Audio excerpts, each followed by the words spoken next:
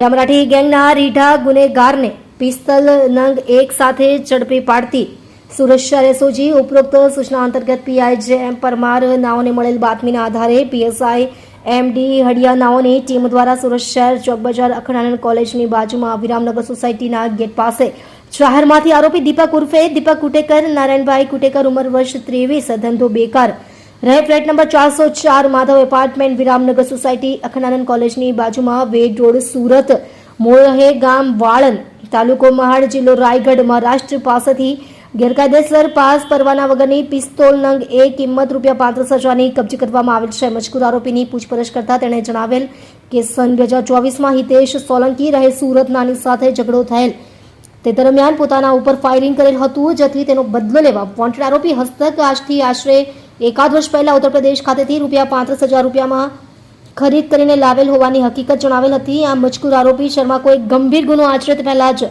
તેને ઝડપી ગુનો બનતા અટકાવી મજકૂર વિરુદ્ધમાં ચોક બજાર પોલીસ સ્ટેશનમાં આર્મ્સ એક્ટ મુજબનો ગુનો દાખલ કરવામાં આવેલ છે. આપ જોઈ રહ્યા છો ગુજરાતની સૌથી પહેલા ખબર આપતી Surat express news channel director Rajesh મંગલેની સાથે.